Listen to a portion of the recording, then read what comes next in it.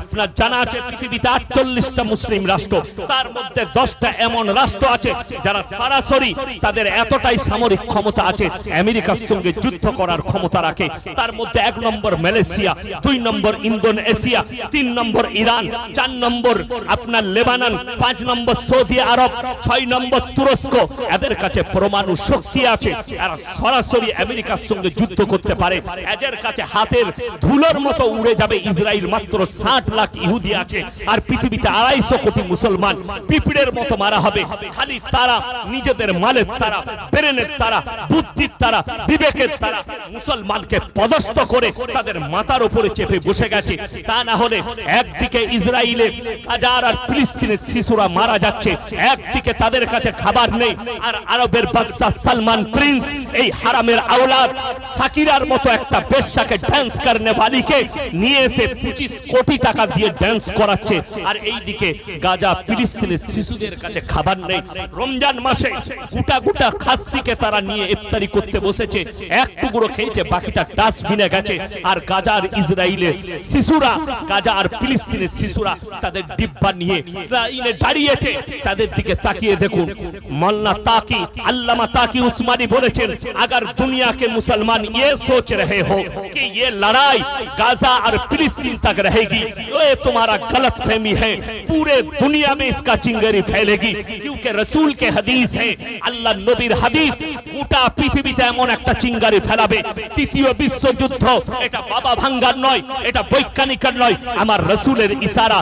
এমন একটা পৃথিবীতে মহাযুদ্ধ ঘটবে, সেই যুদ্ধটা গাজাকে নিয়ে নয়, ফিলিস্তিনকে নিয়ে নয়, আল আকসাকে নিয়ে নয়, কাবাকে নিয়ে নয়, মক্কা মদিনা নিয়ে নয়।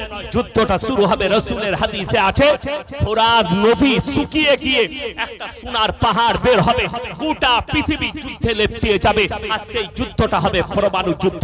আল্লাহর কসম, রেডি হয়ে যান, ইমাম মেহেদীর আসার সময় হয়েছে। যেদিনে আত্মপ্রকাশ পাবে সেদিনে পৃথিবীতে ইসলামের টাঙ্কা বেজে যাবে। জোরে বলুন সুবহানাল্লাহ। আমার মুসলমান ভাই, আপনি আপনার ঈমানটাকে মজবুত করুন।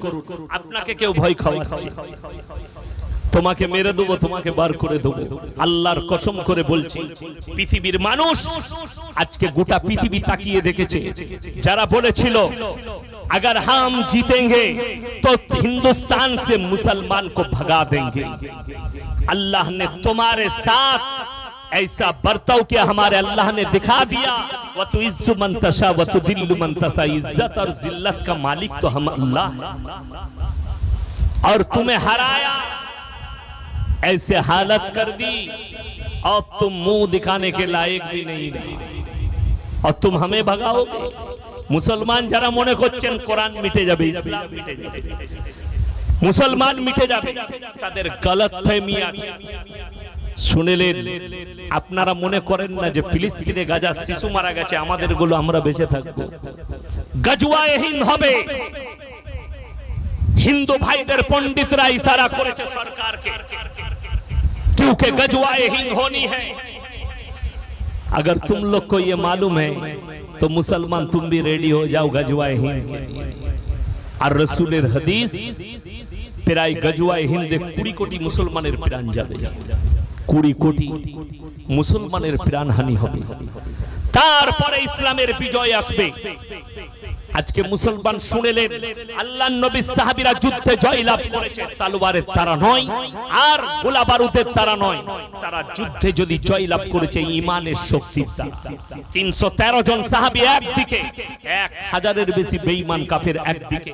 আল্লাহ বললেন, হে নবী, তুমি তোমার সাহাবীকে বলো, তাওয়াক্কালতু আলাল্লাহ, আল্লাহর উপরে প্রকৃত বিশ্বাস আনতে আমি আল্লাহই তোমাদের জন্য যথেষ্ট। জোরে বলুন সুবহানাল্লাহ।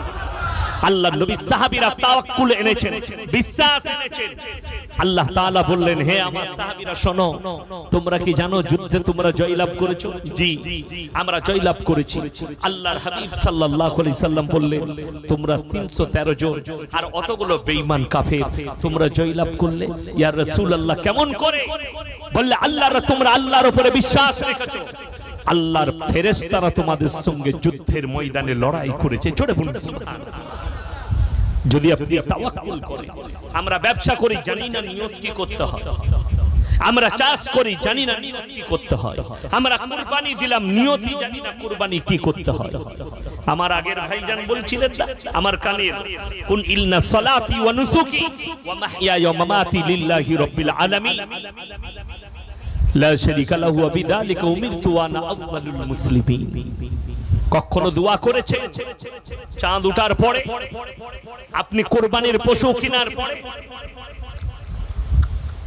আলহামদুলিল্লাহ, কুরবানির পশু যখন কুরবানির নিয়ত করেছেন, দোয়া করেছেন, দোয়া করবেন আল্লাহ আমার নামাজকে কবুল করে নাও, আমার কুরবানিকে কবুল করে নাও, আমার জীবন আর মৃত্যু সব তোমারই জন্য।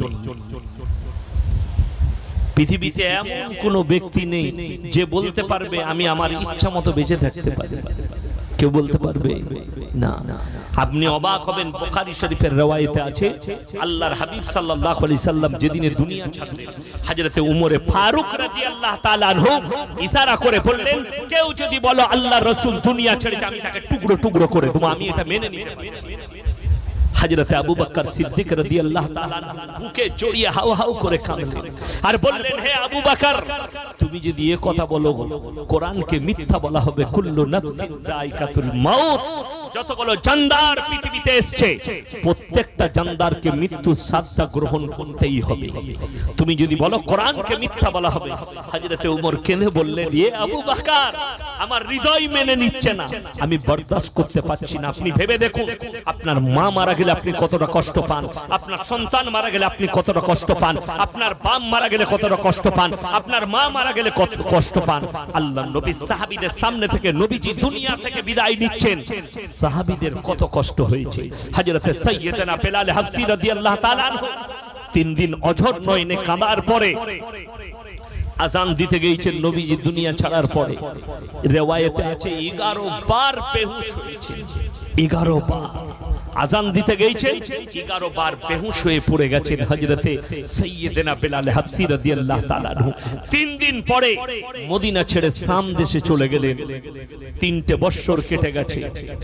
আল্লাহর নবী স্বপ্নে বললেন, হে বেলাল, তোমার কি একবারও আমাকে মনে পড়ে না? রাতের অন্ধকারে হযরতে বেলাল উঠকে ছুট করিয়েছে, जितना तेज है चल मेरे रसूल के রওজা মুবারক पर। ছুটতে ছুটতে এসে ফজরের আগে হাজির হয়ে গেছে। তাহাজ্জুদের ওয়াক্ত চলছে।